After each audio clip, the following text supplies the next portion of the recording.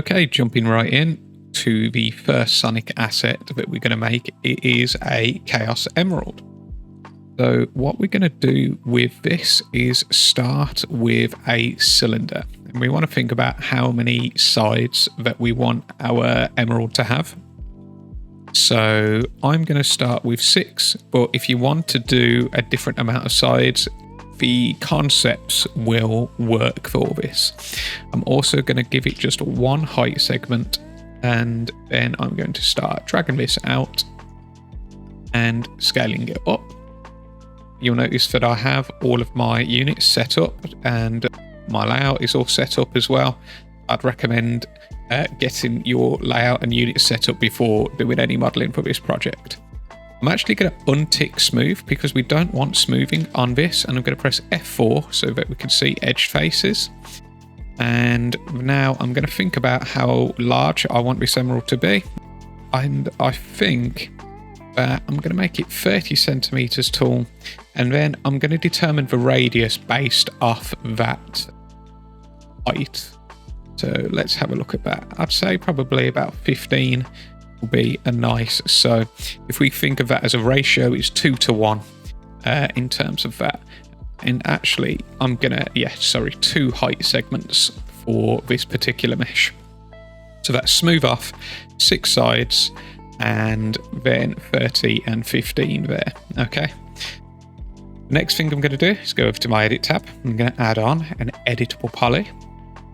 I'm going to take the top and I'm going to actually now start to bring this down to about 20 centimeters, maybe 25. Yeah, that looks about right. And I'm going to scale this down to about 75%. So if you look at the bottom of my screen, you can see where it says XYZ and those numbers changing. You can see if I get that to 75, there we go. Well, you can do it like that. Another way of doing this is by right-clicking for scale, and you can just type in 75%, and it will do it like that as well. This one, I'm going to right-click this, and I'm going to do 1%. And then what we need to do is get all of these, and actually we want to weld them together. So I'm going to highlight them all, and I'm going to click the weld button, and I haven't disabled caddy controls, so I'm going to go to customize, preferences, and I've caddy controls, and now when I go to weld, we can actually see the settings, and I'm going to increase this threshold until that welds together.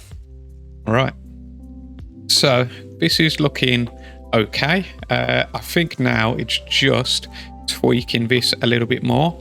So I'm going to go down on this and I'm going to do another 75% smaller. There we go. I think that looks a little bit better. And I'm actually going to drop the height to 23. I think that looks quite good. Okay. So we have 2 ways that we can go about this. We can go for this simple version or a more complex version. So I'm going to take this one, and I'm going to show you the simple version. And what I would do with this is select every edge in edge mode. And I would just go to chamfer. I would turn off smooth, increase the amount just a little bit. I turn the segments down, and I think uniform is the one that we want. I'm just going to check the others. Yeah, nothing's changing anyway. So that should be good. And we click OK. And when we look at that, sort of looks quite sort of cut, those sorts of shapes that you get on a diamond shape. Another way that I think might actually work better is, rather than doing, I'm going to undo all of that. And I'm going to show you the chamfer modifier, which you might not have seen before. And I'm going to now try this one on triangle. I'm going to go to segments down to 0. And I'm going to drop the amount. And let's just go through these settings. They are all the same as well. Okay. Yeah, I think this is fine. So that's looking pretty good. The last thing I would do is chuck on a weighted normals modifier. And just use, probably don't even need to use smoothing grips. I think that looks pretty good as it is. Okay, so edit poly, chamfer, weighted normals. And the amount that I did in here was 0.3. Okay, so that's a really simple one. We've got that. If we want to challenge ourselves and go for a more complex one, we can bring this down to 0, 0. And we're going to go to vertex mode. Going to go to cut. And we're going to cut across here, cut across here. And we probably could do this in a quicker way. But I think that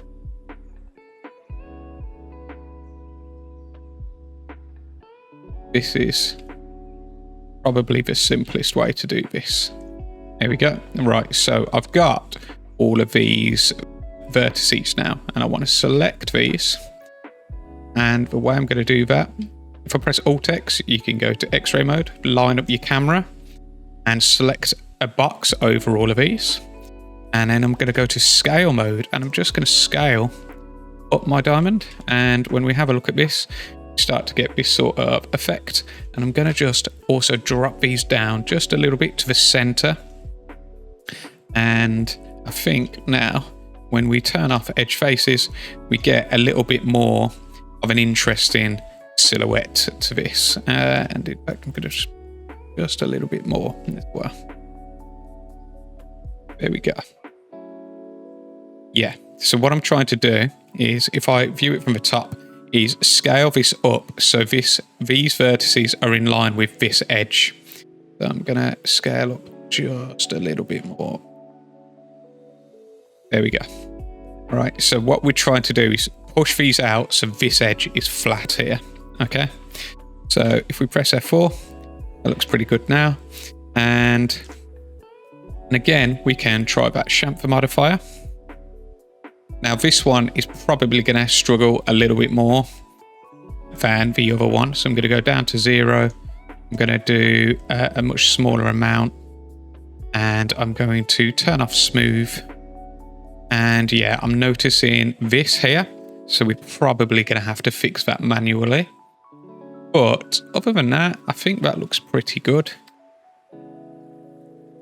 And yeah, I think that's nice and easy to fix as well. So we're actually going to put on an edit poly now. And all we need to do is go back to here, go back to our cut tool. And this is when you can see when n-gons are struggling, we need to just tell it to do that. And that will fix the shape. And we just need to go around, and this one's actually had a bit of a problem. I probably missed one of my cuts there. That's what happened here. So I have to rebuild this. You won't have to do that if you hit it properly. There we go. But if you get something like that, you'll know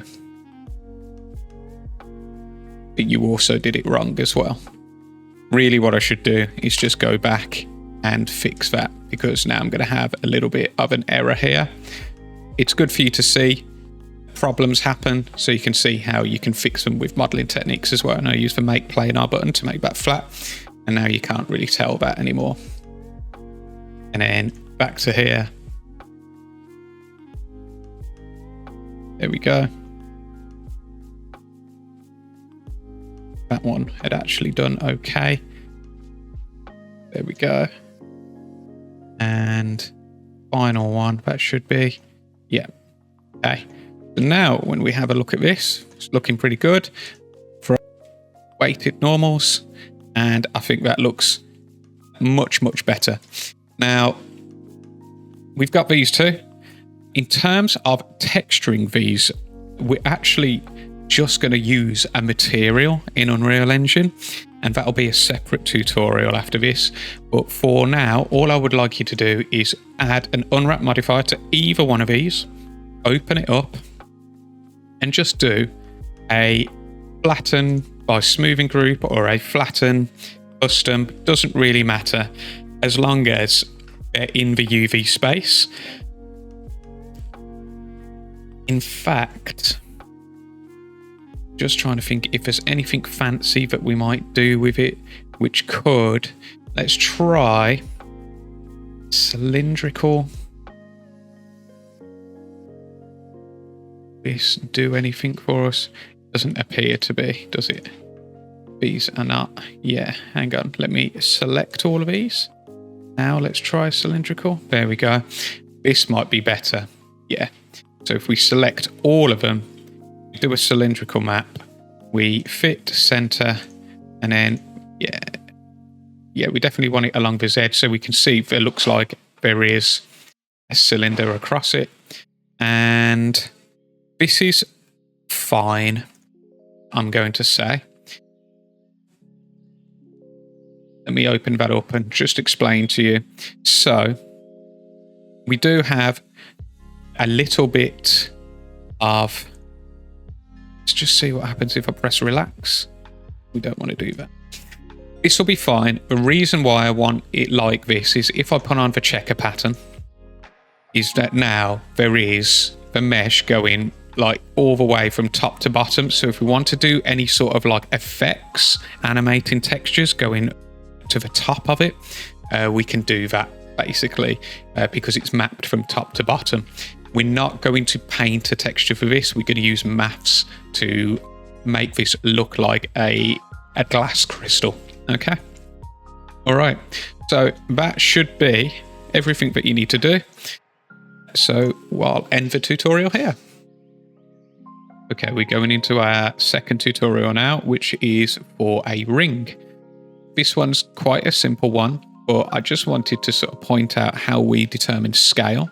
So Googling how tall Sonic actually is, you can find out that he's about 1 meter tall. And you can tell that when he stood next to humans, he's about half their height. So they're about 180 centimeters tall. So I've just made a blue Sonic colored box here, which is 100 centimeters tall. Just help me with my scale. So rather than telling you exactly how big a torus ring should be, we can use the Sonic here to determine the size of that. And I don't think a ring is as big as Sonic. So let's try and drop this down now. Let's try 25 centimeters with a 3 centimeter. I think maybe 3.5, a little bit thicker. Again, you determine exactly how big you think it is, but I think if that was stood next to Sonic in a game, I think that looks about right. Next, we're going to think about how many sides we've got. We could go for 8 for a bit more of a low poly one, but we'll go for 16 for a bit more of a smoother one. And then I think that we could probably go all the way up to 32 here. I think, looking at that, that's quite nice in terms of, we don't want to go all the way up to 64. We could go up to 64. I think we care more about this looking nice rather than it being super low poly. So yeah, I'm going to go 64 and 16. That's a 1:4 ratio there in terms of polygon distribution. And you can tell it's a nice distribution because they're not too rectangular. You know, the more square these are, generally, the better. So if we even went to 128, now you're starting to go rectangular the other way. I don't think we need to go all the way up to 128 for this one. I think 64 will be absolutely adequate. So with this one, we'll just have a look. It's got generate mapping coordinates on, and it's already smoothed. So let's just chuck on the unwrap modifier and have a look at this. And I think that is probably perfect unwrap already. It's just that it is very, very stretched. So what I'm going to do is relax it a couple times. And I'm just wondering why I've got all of this triangulation. So let's see. Let's delete that. Let's add on an edit poly. And now add on an unwrap and just see if it is not triangulated now. And it is split nicely. So we can see we've got the break and a break here. Yeah, there we go. So I should be able to just click straighten selection and then relax a couple more times, straighten selection. And even though the other way did not waste UV space, really we would probably put this on another, like a texture sheet across assets, because to get this looking nice and distributed in no distortion, we've definitely had to waste some UV space. And then I'm just going to press the back button, and now when it comes to texturing it, it'll just be much easier to get any sort of hand painted reflections in there. Or if we want to use a gradient method, we could do, I believe, go from turn off element mode just to determine where parts are. So we could have a gradient coming from the middle outwards. So starting with a lighter color going to darker, so it's like it tiles along here and here, along there. So just bear that in mind when it comes to your texturing. Obviously it's a very simple texture, but if you wanted to hand paint any sort of metallic reflections, that's everything. Okay, so this one is ready for that, and we'll do the texturing separately. Okay, for tutorial number 3, we're going to do the spikes. So generally the spikes are in rows of 3 when they're placed in a pit. What we're going to do is a 3x3 row. It's going to be an excuse for me to show you the array tool of a new array modifier. So we'll start with a cone, and again we use Sonic Proxy here, and generally the spikes are about as tall as him, so I'm going to say they're about 90 centimeters tall, and I think that's actually, say, 7.5 as a radius. Maybe that might be even a little bit too fat, 5, something like that. Again, you feel like tweaking it however you want. I'm going to get rid of all of the height segments. I'm just going to do 16 on the sides for this as well. I think that'll be plenty to make them look like they're smooth. And even though smooth is on, it does look like they're having problems with the smoothing groups there, but that might fix when I weld this radius. So right now there is actually a little point here. This doesn't matter what we set it to because we're going to weld this together in a moment. So I'm going to convert that to an editable poly. I'm going to grab all of these and I'm going to press weld and go up until they're all connected together. Right, so yeah, there we go. That's fixed for smoothing groups. There is a slight smoothing issue there, but when we put on our weighted normals in a bit, that'll fix that. Actually, just going to go to the bottom here and delete that because we don't need it. And then I'm going to go and add an array modifier. Okay, so straight away we can see we've got a few extra. So we've got a count X, a Y, and a Z, just in terms of the directions. So we don't need any on the Z. So we don't need to add any to here, but we do want 3 on the Y going that way, and we want 3 going that way. All right, so that's going to give us our row of 9.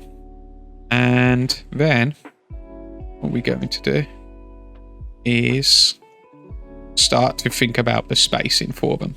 So let's have a look at the offset being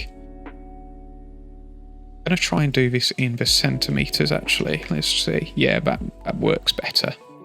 And then let's try 5 centimeters. 5 centimeters. I think actually they're quite a bit wider than that. So let's try 15 and 15. Oh. Okay. Yeah, that seems to work quite well. And then we can also, before I apply that array modifier, I'm just going to put on the weighted normals here. Just see if going to help this look.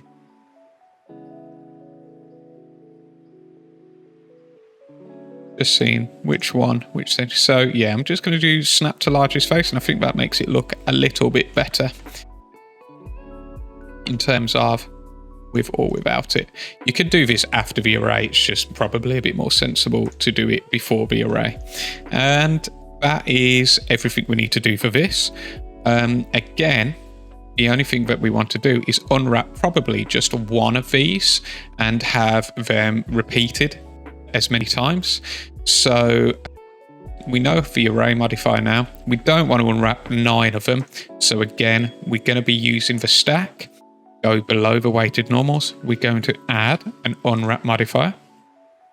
And on this one, let's have a look at what it's done for us. This is the auto unwrap. Yours may be different. I'll just explain to you what I want. This probably would work, but I'm going to just stitch that together. And if you can get it to look like this in terms of grab that point, get that up in the top middle, get these two, well, this bottom row, and get that along the bottom. This is probably absolutely fine. And again, we go onto our texture checker. There will be some distortion because it's all pointing towards at the top here. If we went on here and we pressed relax, might get something a bit more like that. And to be honest, you know what? Let's do that.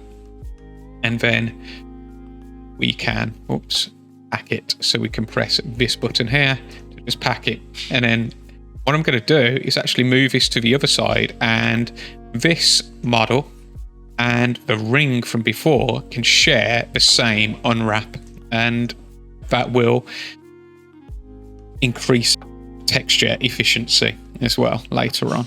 All right, so that is ready before we go into texturing later. So I'll finish the recording now. Going on to a more interesting shape now. We're going to do the SpringPad. So to start with the actual pad part of it, we're going to have a look at extended primitives, and we're going to go to chamfer cylinder. And if we drag this out and get the scale around about what we want, I think this is probably pretty good. Other than that, we'll go for 16.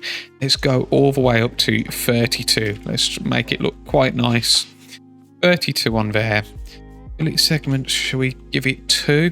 It's really nice and rounded off. And we're going to make the fillet exactly 2. I think that size is probably a little bit big. So I'm going to make that 40. And this maybe 15.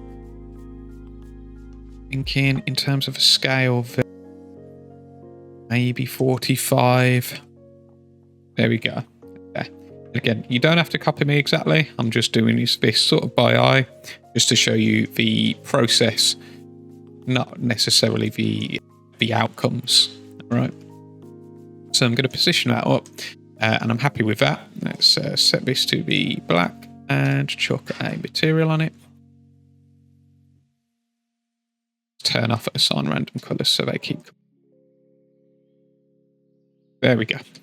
Right, so the next one we're going to go is actually over to splines, and we're going to click helix. Okay. Now helix is quite a fun one because we can go to the top here. I think if we drag out from the center, what I'm looking at is my viewport over here, my top viewport, because I can see through my mesh right now.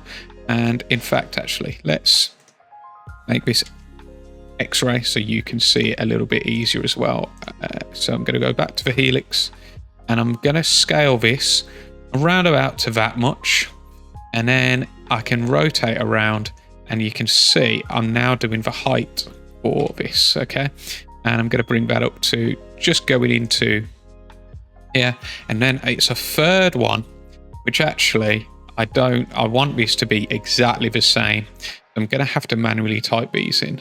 I'm going to do 40, 40. And that will probably, if you did 45 centimeters, about 5 centimeters shorter, that'll be fine. Now I can go on the height and you know what, I can determine the height based off this. This is at 30 centimeters. So I can put in 30 centimeters there, why not? Now I can go into turns and let's see how many 6 does. And that looks like it might be pretty good. I could probably have a look at some reference art of Sonic and just see how tight these springs are and how many I should actually see. And this is mostly there, but what we need to do is go to, a sweep modifier. Go to the modifier list, add a sweep modifier, and we're going to change the built-in section to be cylinder. And we can see that's already starting to look pretty good. But we just want to change some things like the radius of the spring. We want to tweak that so that the springs are very nearly touching, but not really touching. So let's try 2.3. And I'm also going to go and expand this interpolation. I'm going to just drop the steps down to about, let's do 2. And that's still, it's quite dense. There's a lot of polygons this is. But again, we're going for aesthetics, not performance. You know, if this was for a game, I might even go, yeah, probably down to this. And I would probably come into here and I would try to drop some things in this. There should be an interpolation in here as well, but I might come in. Don't do this. I'm just explaining the process of optimization. So if I double click a ring like this and I could go across here, I could do dot loop to select every other one. I would deselect the ends. I'm thinking I might do this anyway because it is quite a lot. Let's do this one. Start from here and then then it's got a nice even amount. If I press Control Backspace, it actually removes quite a lot of them and still looks pretty good. So I probably didn't need all of them. If you want them in, you keep them in, okay? But that's just dropped my polygon count quite a lot. And again, that'll be important when you start going on to more university level assignments, thinking about optimization. Now, this spring sort of ends here. So what I'm actually going to do is now just bring this down, just so you can't see that. In fact, first, let's delete now this. And let's delete this. We don't need them. And what I'm going to do is just grab the end here. We're going to drag that underground. And yeah, I think that's fine. And yeah, instead of moving the pad, I'm going to get these and I'm just going to bring them up so they're hidden in there. So it sort of like goes into there. I think that's a nice way of sort of hiding those. And I think that's probably okay. Again, you can tweak with the amount of turns you've got, the height, all of these sorts of things, the sweep, and how many steps you've got, the radius. Have a play around, and then when you're on here, we can probably then think about the unwrap. That one. So let's have a look at this. With this one, it's quite a messy one. So what we're going to do, let's just see what happens if I take this. I'm going to double click along here, and that's going to run a ring all the way across.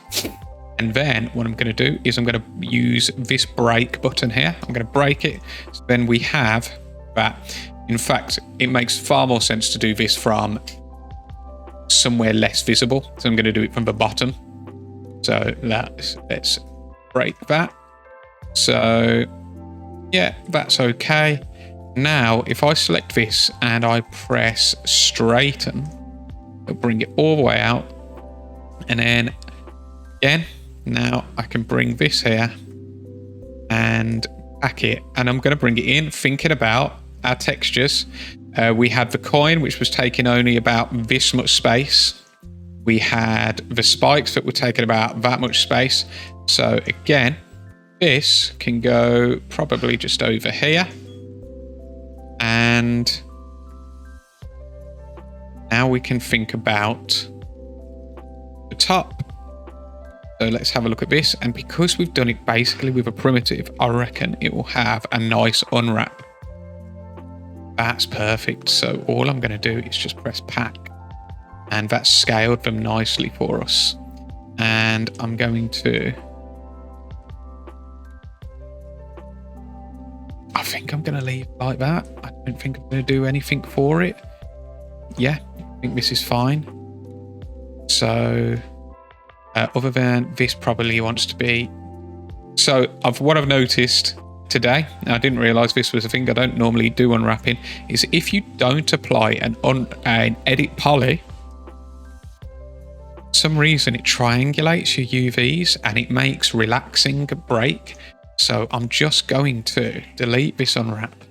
I'm going to convert it to an editable poly. Now put the unwrap on. Open the UV editor. Now I'm going to do pack. Now if I press relax on this, it's just much better. And I'm just going to straighten that a couple of times.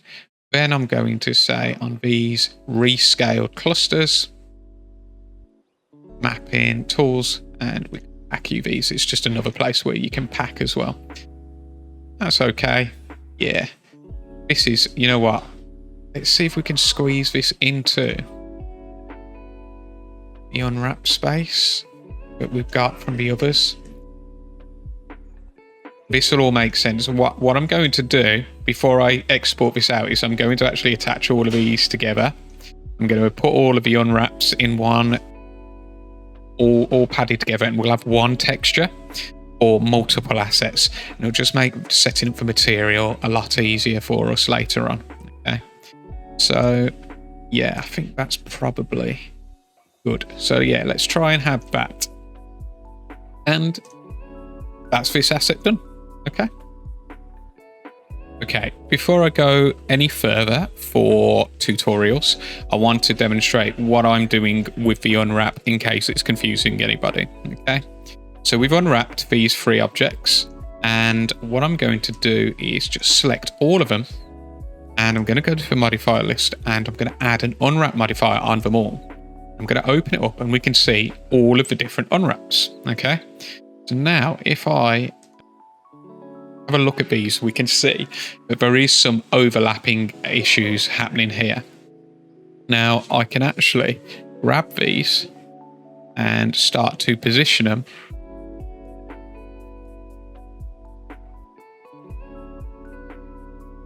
so that we don't actually get those issues anymore. And that's quite good. What I'm going to do is... Oh, of course, I've got all of the spikes here, which is fine because they're all selected. They're fine. I'm just going to actually just scale them down, just a very small amount, so that I can now grab this one and rotate it and put it along here and put it there. And then these two, I'm going to just scale them down there. And I think that's probably absolutely fine now. Just make sure this is actually in there. So what we're going to have is a silver metal portion here for the spikes. We're going to have the spring color along here, which will just go all the way along the springs. And then we've got the gold color that'll go here. We'll have yellow plastic or rubber for the springs, or the red springs, whichever one you want to make them. And all of these can go into one texture space, and we can still see we actually have a fair amount of texture space here. And I'm not worrying too much about distortion at the moment because these are quite simple assets. And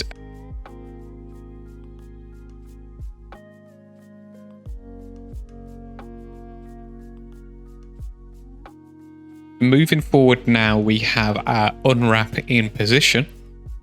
What we're going to do is take this UV layout and put it into Photoshop so we can start to texture all of the assets at once. So we're going to render out the UVW template, the wires, okay? So that we can see what are the lines that we need to color inside of. So to do that, we're going to go to Tools and Render UVW Template. And we're going to set the resolution of our assets, and 1024 is probably fine. We're going to click Render UVW Template, and it's going to create a window like this, okay? We want to save this image because it's going to be really useful for us. I'm going to put this in my documents, and I'm going to call it UV wires. I'm going to save it as a PNG specifically. We want to make sure that it is a PNG.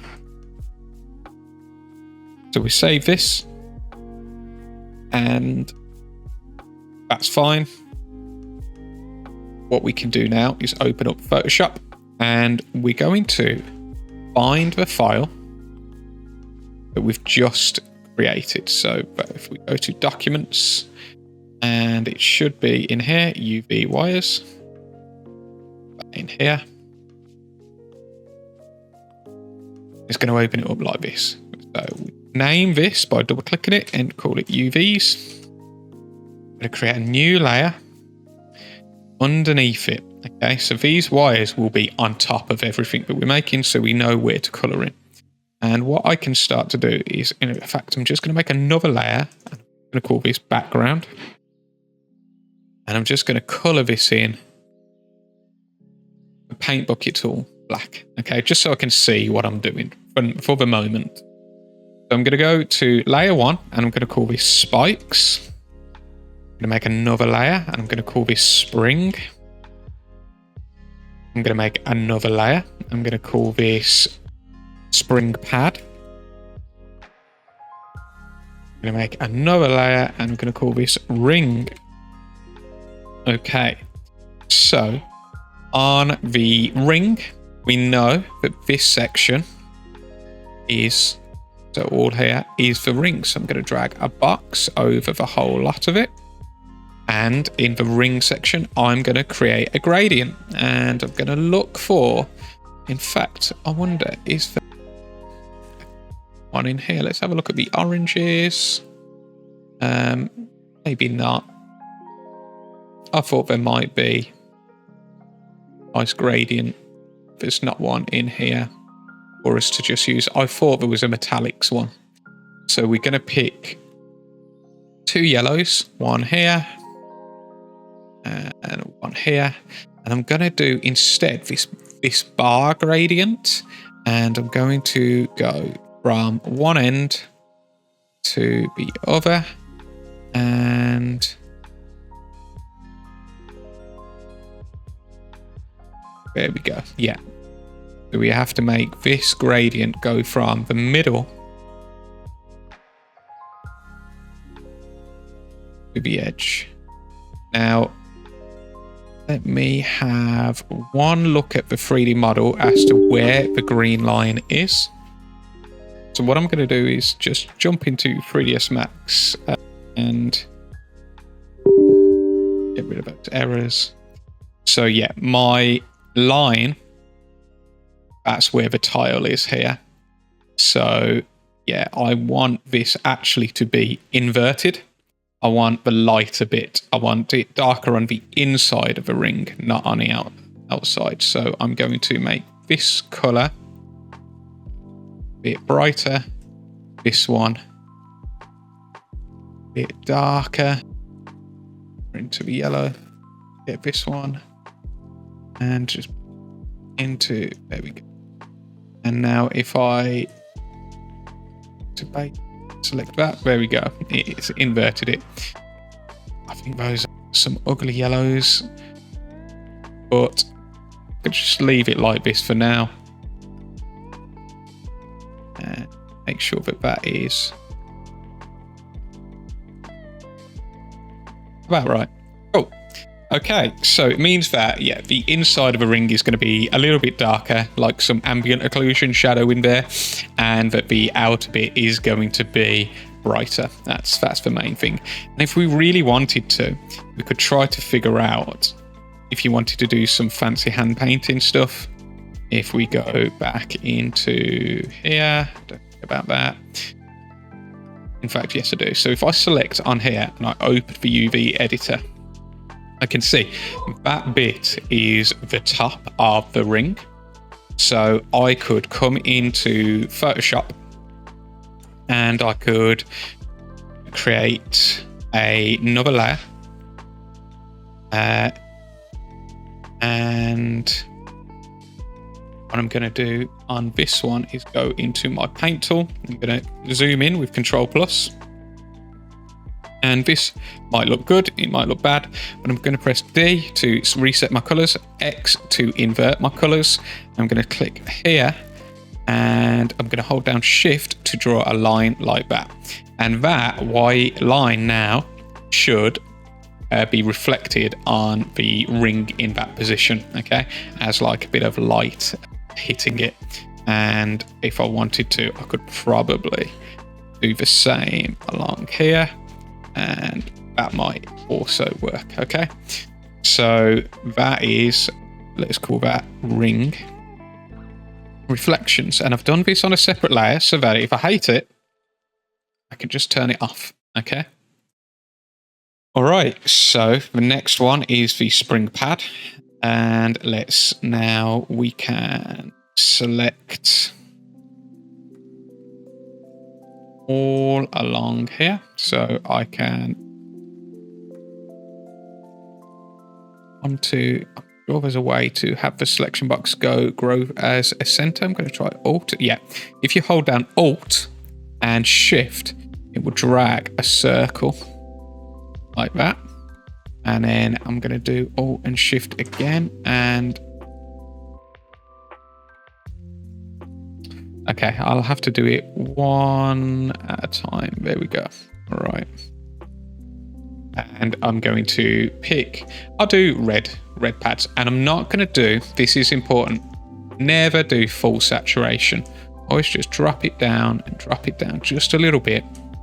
The reason is it's just that when lighting hits it, especially if it's red lighting, it's just going to make it look a little bit more realistic and just a bit nicer. These colors, really full saturated colors, don't look nice in final production. Always try to drop that saturation just a little bit. And I'm going to do that there. I'm going to get another selection here. I'm going to just go in the middle and I'm going to hold down Alt. Don't know why it doesn't want to do it this time. Alt, Shift. There we go. Hold down Alt and Shift, G. Fill it in. And then on this one, I can just do a box along the top and just make sure it's over here. And G. And again, if I wanted to, I could try to do a bit of gradient even along here. So let's try and get an even darker red here. I'm going to press X. In fact, actually, I'll go back to that one. I've moved the saturation all the way over, haven't I? I'm going to press red here. bit of a brush and just start to. Going to go just from here, hold down shift all the way along, do a bit of a shade there.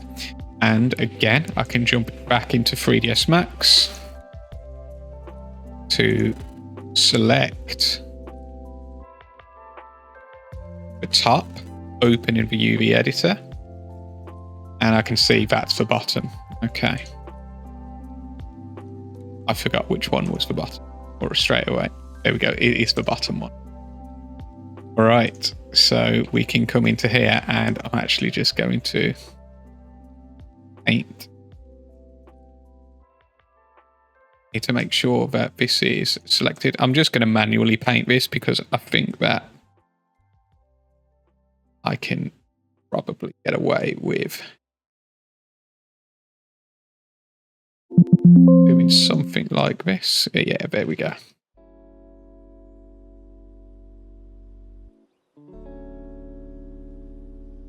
Rid of this AI bar and hardness on that a little.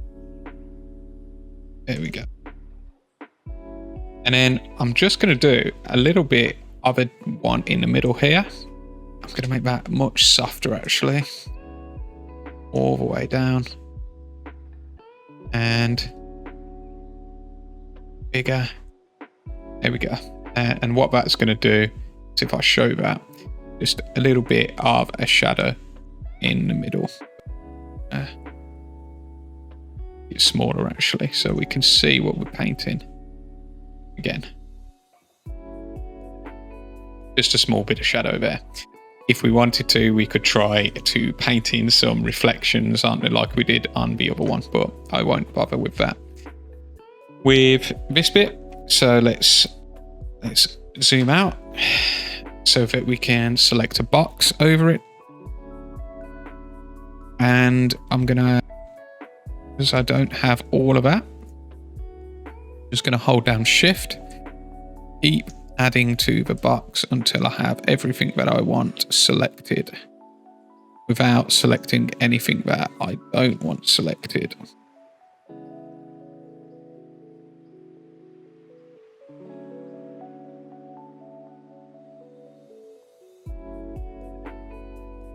Okay. And I'm going a little bit outside of the lines because I want there to be a small amount of padding on this texture. Okay. Right. With this one, nice and easy. So we're going to go onto the spikes layer. Going to go onto our gradient. All I'm going to do is press D and just increase that a little bit. Drop that a little bit. And there we go. Up to bottom, and if it's picked the old color, you just do that.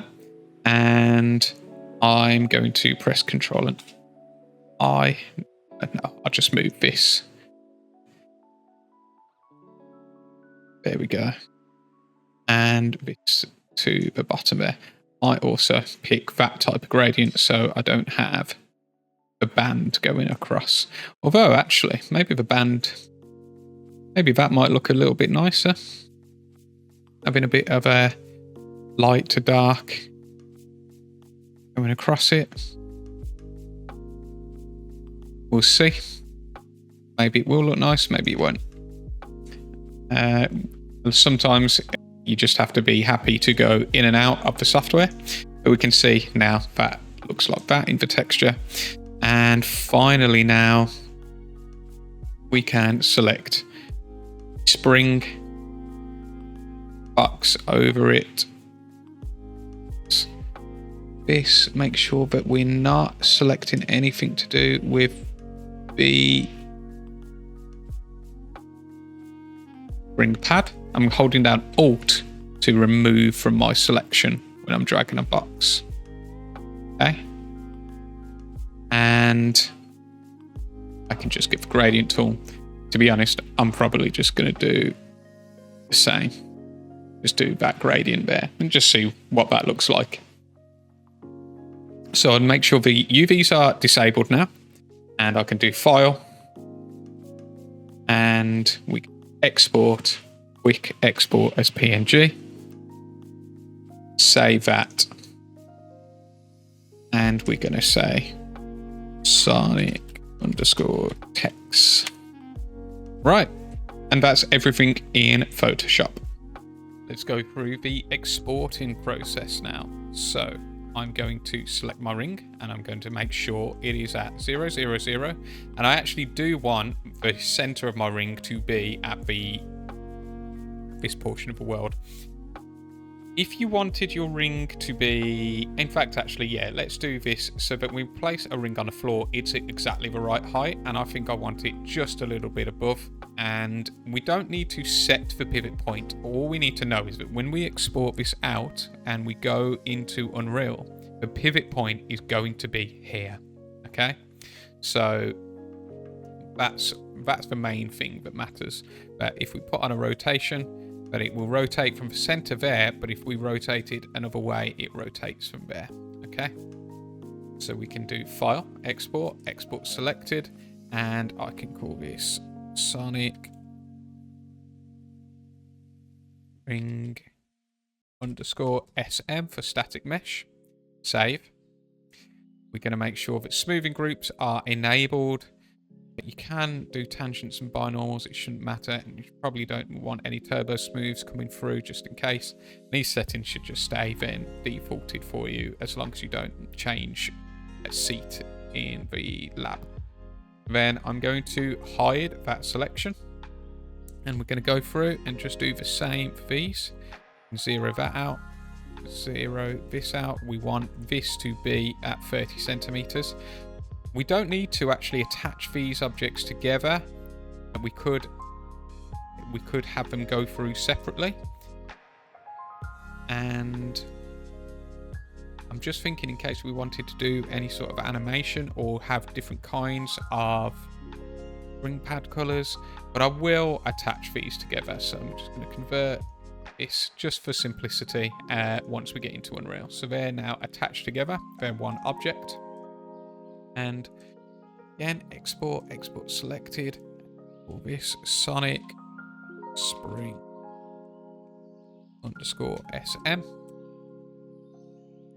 And these are fine. Hide selection. And finally, these.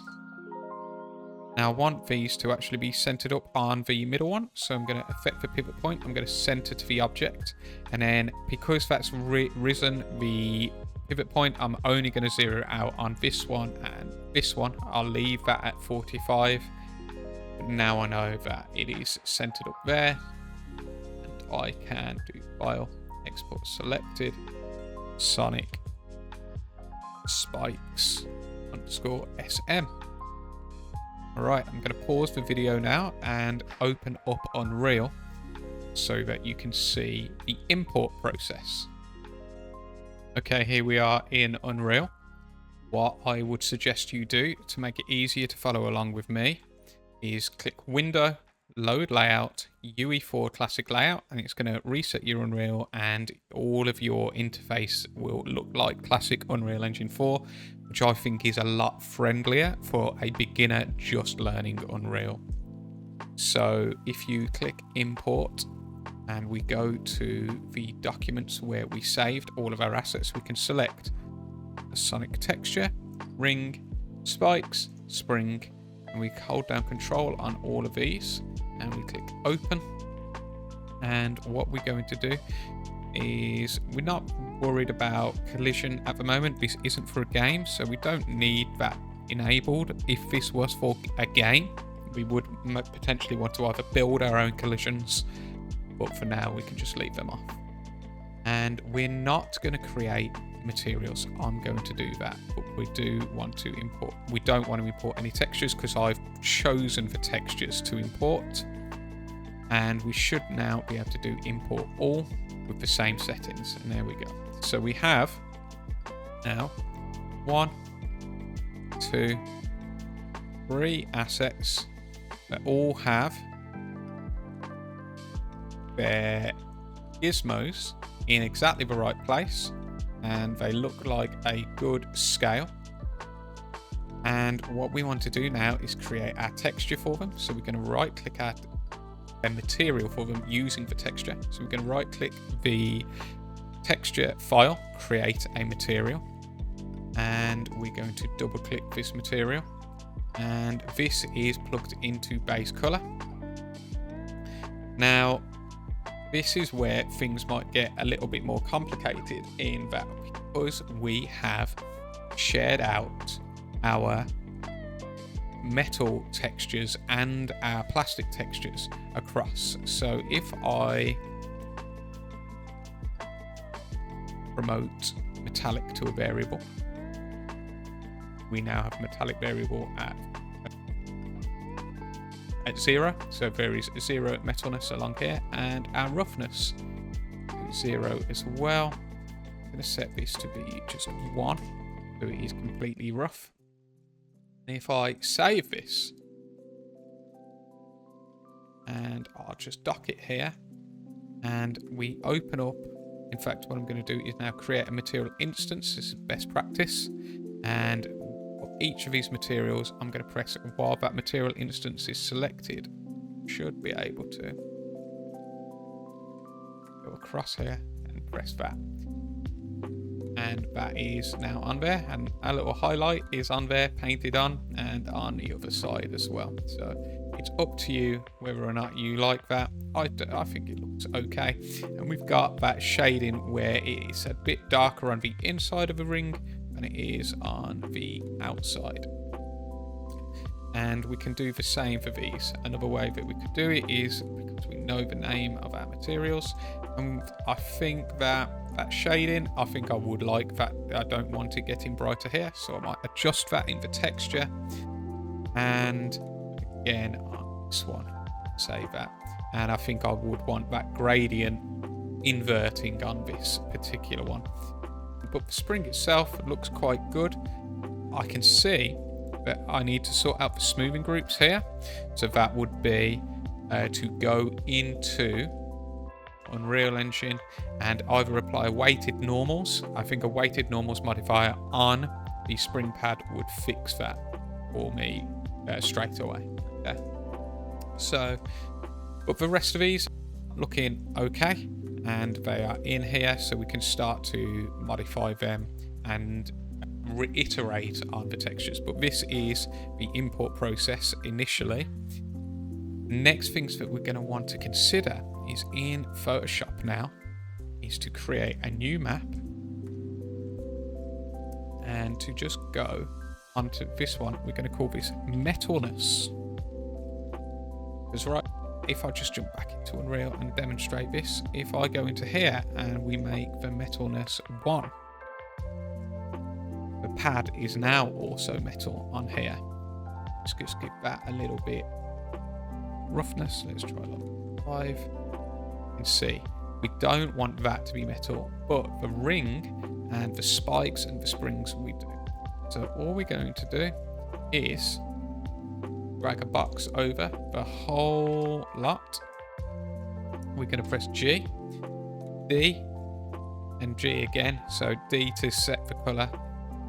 We're going to go to paint bucket tool if G selects the gradient tool. So G is just for hotkey for the paint bucket tool, or whatever one is defaulted here. I'm going to fill that in. I'm going to turn on our UVs, and what I'm going to do actually is hold down Control, and on my SpringPad layer, that's going to make a selection of this, okay?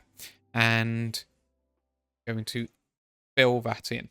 Now, what I've done is created an alpha map of everything that should be metal or not metal.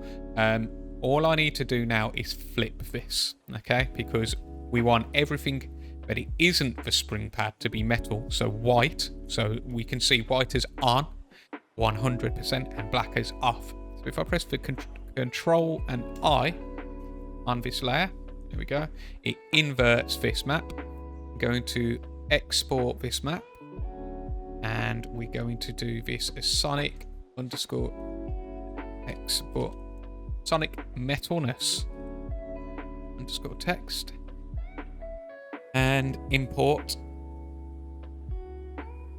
Put that in. And now if we go into our material, we can delete that, go into here, select that texture, put that into metallic, apply, and now that is not metal anymore, but the others. So if we go to our instance and we have a look at it in this, one of the other things that you can do is if you actually have one of your models selected, like the spring, and you go into that material instance and you click this button here, it will actually bring that in to the material. And now when we start changing properties, you can see it on this. And we could say something like 0.33 for roughness. And I think that's a good amount of shininess for the metal and the plastic that they can share. If we wanted those to have different values, we could do a black and white map in Photoshop to determine which should be shiny and not. But I think that this is now a pretty good start on our assets. And if you've got all of this done by the end of the first lesson, then I think you're in a really good spot. For the final part of the tutorial, what I'm going to do is show you how you can make a glass material for your Chaos Emerald. I'm going to skip the importing process because you should already know how to do that. But let's start with creating our material. Okay, so I'm going to call this Chaos Matte, Chaos _ Matte for material. We can create a material instance and apply that to our emerald. So we can come into here and there's just some things that we need to change with the type of material that this is. So we can have this part selected, and in the details panel on the left hand side here, we can see that we can change the material domain, the blend modes, and all of these sorts of things. What we want to do is make this a translucent material, and then this will create change the settings so that we can create a see-through material. Initially, we could start to promote the opacity as a parameter, and let's start with 0.75 for opacity, and we can see that there. And if we press right click on the base color and we make this a sort of emerald color, be something a bit kind of like that with a little bit of blue in it, and that might be a start. So if we save this and we have a look, what we can see is that it is see-through, but we've got no surface details. So that's the next bit that we need to add onto here. And we can do that by, again, selecting the results node of the material. And if we come onto here, we're going to enable two-sided. So now we can see the other side of the object, which is going to allow us to see inside of the emerald. It's also going to make the color a little bit deeper. And we're also going to scroll down until we see translucency settings. Okay. And on here, what we're going to do is change it from volumetric non-directional all the way to surface forward shading. This is the most complex one, but it's going to re-enable all of these settings. And you can see straight away now, we have some more surface information on here. What we're going to do is promote roughness to a parameter, and that's going to be 0. And now we can see it's very, very shiny. And we may even want to promote to a parameter. Let's see what this looks like if we make this 1. That, I think, is going to make it look a lot shinier as well, even though it isn't really, you wouldn't think it'd be a metallic object. I think just the way that this works with the see-through properties makes it look a little bit better. We also want to type into here refraction, and if we need to have the result node selected, and we can see refraction method. Right now there is no refraction method at all. We're just going to add on index of refraction. That's going to now enable this setting here, and we can promote this to a variable. And what we're going to do is we can see now there is some refraction on there, and you can play around with the value of this. Let's see what this looks like in world right now. Save this. It's going to take a little while to compile while it figures out all of these shaders. Have a look, and we can see this is now looking a lot nicer. So we can see through it, and we might just want to go and put the actual instance on here and enable that instance. And remember what I said, where we can select this object, go to the instance and click here. Now we can see it, and you can tweak any of these settings to be whatever you want. So let's try that. Right, and change. You can pick any color you want. I'm going to brighter this, and I'm going to change the refraction. Let's try 1 by 1.5. I think that looks a little bit better, and I think let's try 0 on that. I think it definitely looks nicer with the metallic value in terms of the polish on the surface. So I think that is a really good, simple emerald material that we can make, and I think it gets the effect across nicely. So that concludes all of the simple asset creation. Again, please don't focus on the outcomes that I've produced, focus on the process, and make sure that you're customizing the process to tweak it to your own aesthetic style. But this should hopefully get you up and running with creating the rest of your assets that you are researching for your project.